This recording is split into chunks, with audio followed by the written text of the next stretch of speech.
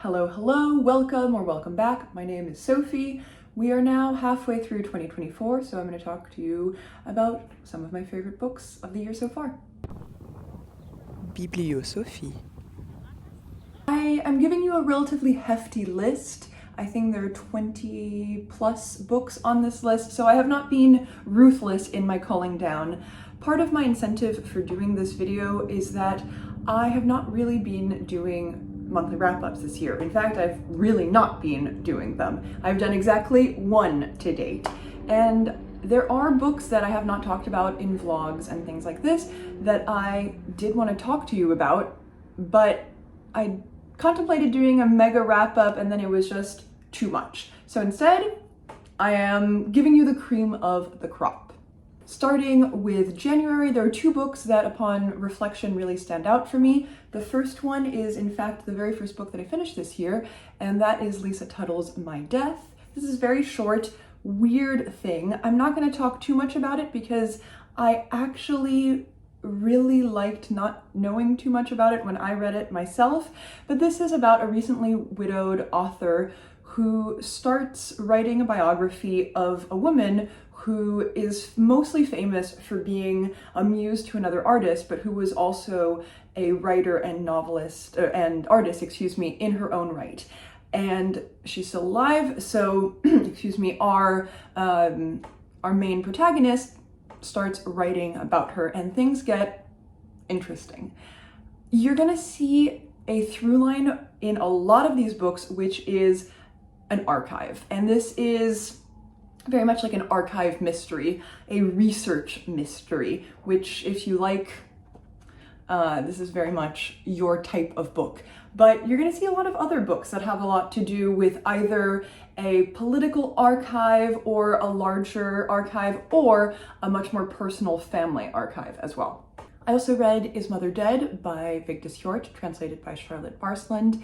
This is about a middle-aged artist who is estranged from her family and is attempting to know about her mother, basically. She moves back closer to her family, and her mother is now an aged woman, and our protagonist wants information. She kind of currently has a Schrodinger's mother situation. Is mother dead? She does not know how her mother is doing and can't get to her. So she starts stalking her, and it's so uncomfortable and sad and really exposes the limitations between family members and what we owe each other, the forgiveness that we do or do not owe each other. It's a very kind of convoluted knot of discomfort in a lot of ways, and I found it really beautiful. Speaking of convoluted knots of discomfort and family history and family archive and larger archives, I read Martyr by Kaveh Akbar in February. I've already talked about this a couple of times on this channel. I really loved this new book. This is centered on several perspectives, but especially one young queer poet who is trying to grapple with the death of his mother when he was a very, very small child, and his addiction and not knowing about various aspects of her life, of his life. It's a lot about inherited trauma and the hold that history, family history, political history has on us, and how we rewrite our personal histories as well. This was really lovely. I'm also going to mention Pilgrim by Kaveh Akbar, which is a collection of poetry that I read, I think in March, and which was also a really wonderful poetry collection. So I'm definitely liking Kaveh Akbar this year. I've also talked previously about Lauren Elkin's Art Monsters this year. This is a overview of what it means to be a woman artist, woman writer, woman creator, a woman in art. both as a subject, but especially as a maker. And she goes through various artists' lives and work and kind of organizes these stories by theme. I would say this is also very much a digging into the archive. This is now nonfiction, but it is trying to research a shared history that doesn't necessarily get looked into very much. And in February, we are 3 for 3 with archive books. I loved Dictée or Dictée by Theresa Kyung. This is a poetry, prose, visual art, something. This is a magnificent book about the author's personal history and especially her mother's history, her experience as an immigrant. It is about nationality and family and racism and identity, the connection between generations. Again, a lot of inherited history and inherited trauma in wonderful writing that really kind of defies categorization in a lot of ways. It literally includes a lot of archival material, and photographs, but also some poetry, some prose, some personal history, some essays. If you have, like me, been hearing about this book through various other sources for a while and have been curious about it, dive in. It is definitely worth the hype. I've been meaning to read this book for several years, and I'm glad I finally did because I found it magnificent. On to March. In addition to Pilgrim Bell, 2 books that I want to talk about are The Door by Magda Szabó, translated by Len Rix. I had already read this, so maybe cheating? I don't know. Can you cheat on your favorites? I read this several years ago. It was my very first Szabó. I've talked a lot about her on this channel. She's definitely one of my favorite authors. And this was the very first book of hers that I read. I decided to reread it and I had a great time. This is really about the relationship between 2 women and the kind of perception of what we owe each other, the boundaries between people, what is right, what do we owe each other as people, and it upon second reading is really wonderful. If you have not picked up any Szabó, I heartily recommend that you do.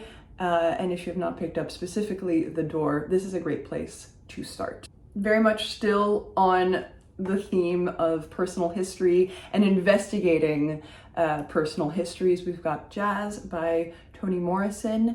This takes place in the 20s in New York, predominantly, but it's also very much a large spanning series, kind of convoluted series of stories. In New York in the 20s, it centers around a couple, a husband and wife.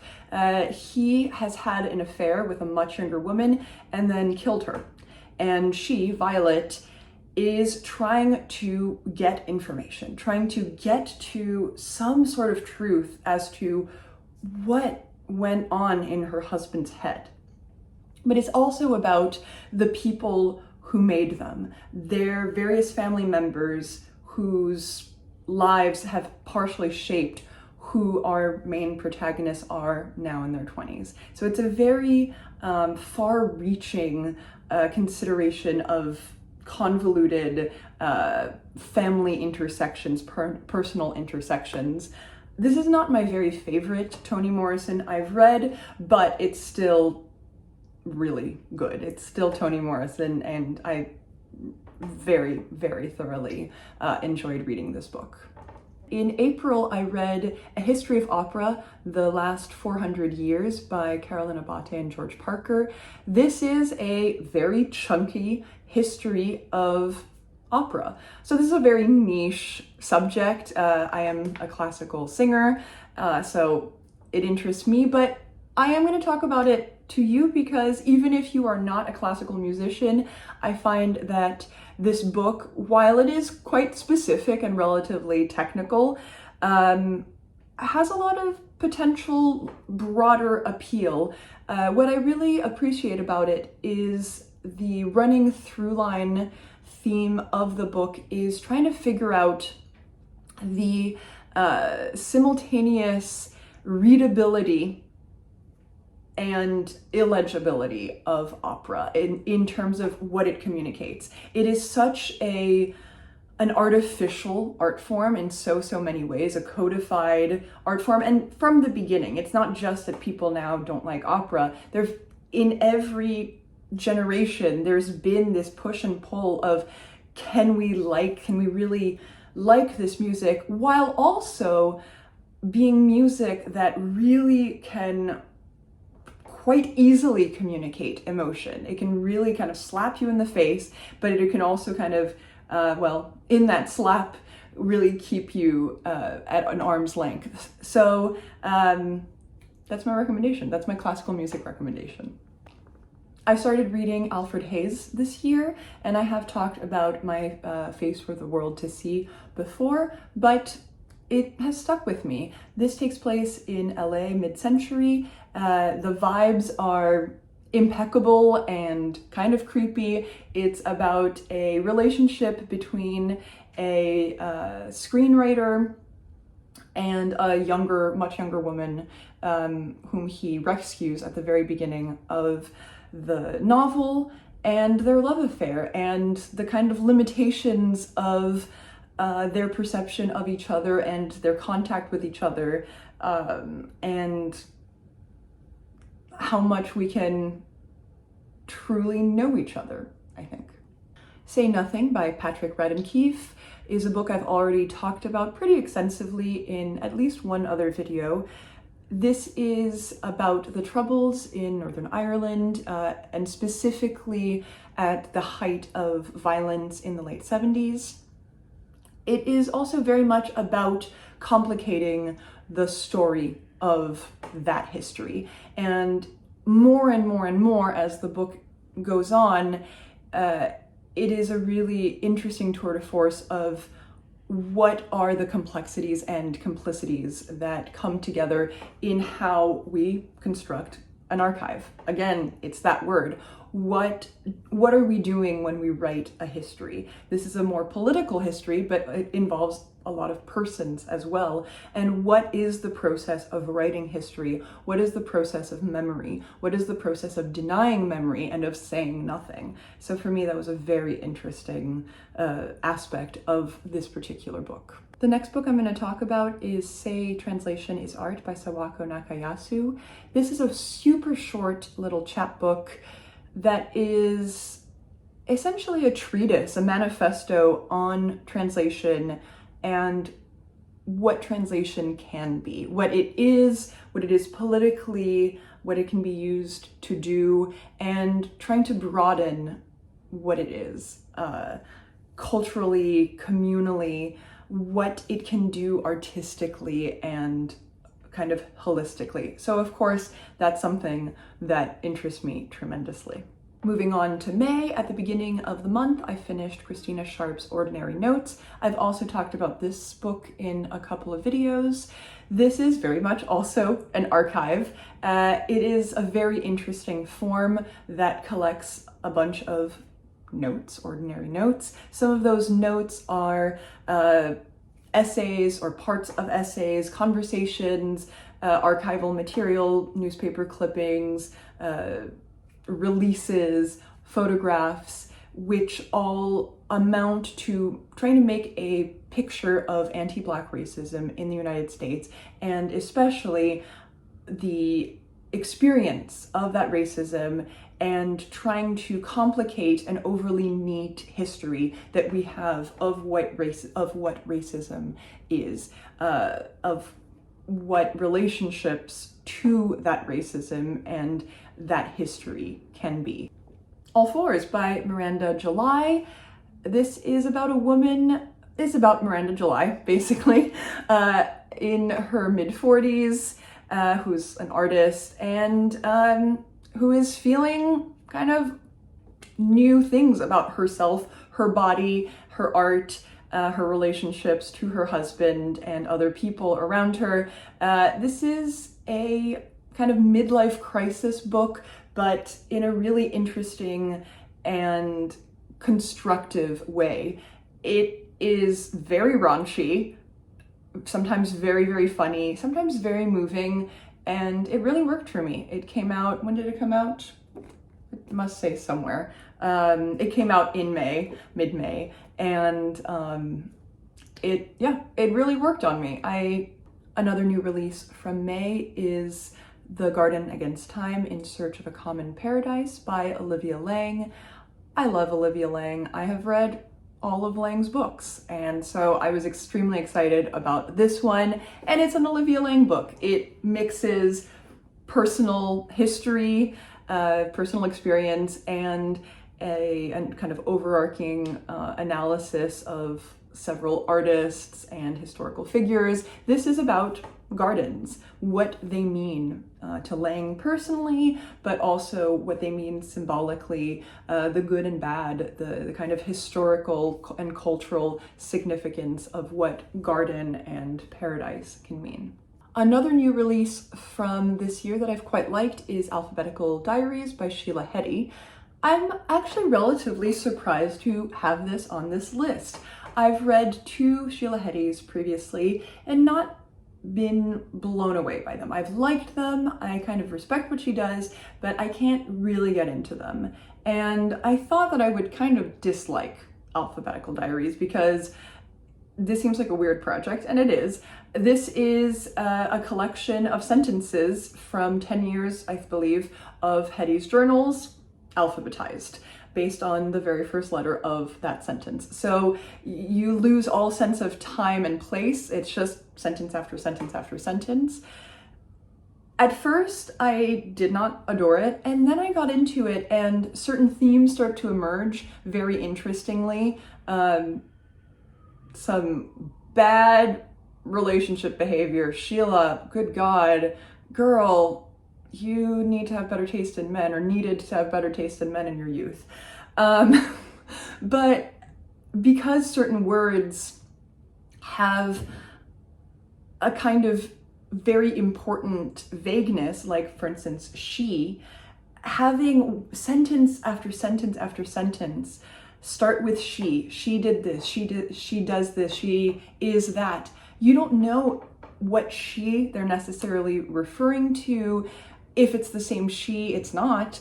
But really interesting patterns start to emerge. So certain section of the books are really, really interesting because of what word those sentences start with. And rounding out May, I read A Burst of Light by Audre Lorde. This is a collection of essays that she wrote in 1988, I believe. So it is when she had already had her first diagnosis of cancer, and I believe she'd already written her cancer journals. So cancer is definitely a theme of some of the essays. Racism and feminism and community care are unsurprisingly major themes of the essays overall. This is not my favorite Audre Lorde that I've read, but it's still very much worth reading. Whew, okay. And now on to June. I started the month finishing Prairie Dresses Art Other. It's always hard to remember this title, by Danielle Dutton. This is uneven for me because it covers a lot of different stuff in what it does.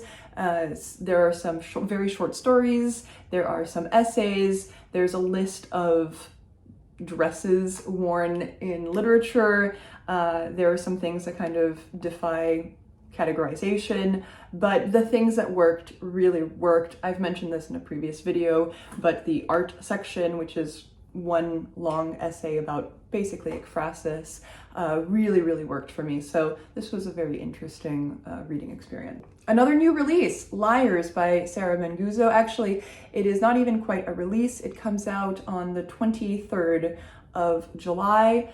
This is about a horrible relationship. We are following a Sarah Manguzo type protagonist in her absolutely horrible marriage to a man who is using weaponized incompetence and childishness and abusive behavior to make her life miserable.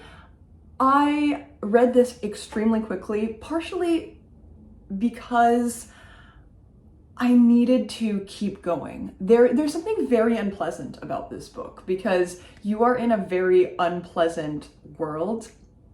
It is, however, extremely compelling. And part of that is, I think, wanting to know that how she's going to get out of this.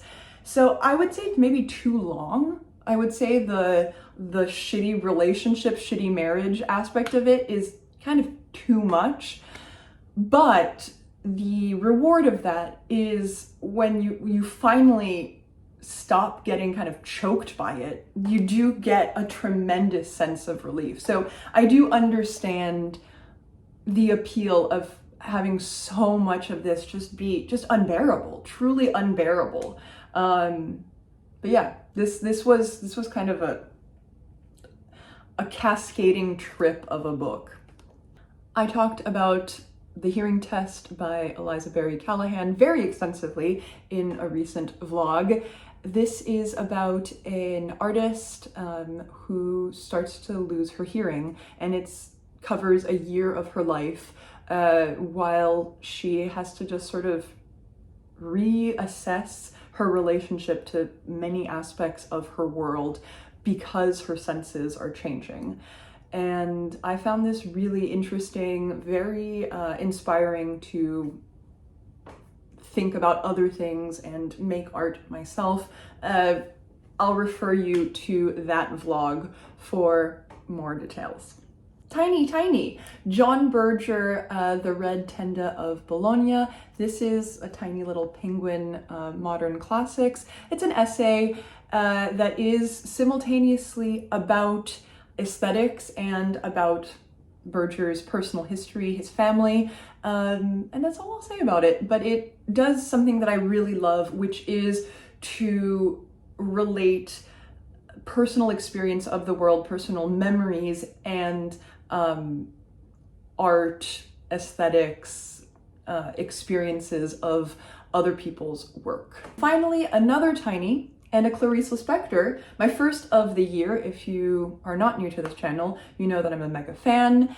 This is 3 short stories collected into one tiny volume, and it's called Daydream and Drunkenness of a Young Lady because that is the first short story of the collection, which I liked. But actually I want to talk about the second short story of the collection, which is Love. You can also find it in the big chunky collection of all of her short stories. I love Clarice Lispector and tend not to adore her short stories as much because I kind of want more, but Love is pretty exceptional for me. It felt to me like a short version of one of her novels. So maybe I'm now just in a better place to read her short stories. I'm not sure, but Love really worked for me specifically. And it is about a woman having a relationship to the world, and that's all I'll say about that. That's very Clarice-y, and that's it. All right, those are 20 some odd, 25 maybe books that I have particularly liked this year. I don't want to talk anymore. I'll see you in the next video. Let me know what you have also liked this year. There's been a lot of mid-year freakout tag videos emerging the past couple of weeks, so I already know some of them, but yeah, drop me a comment. Have you read any of these books? Do you want to read any of these books? And what are the books that you've liked particularly? Ciao.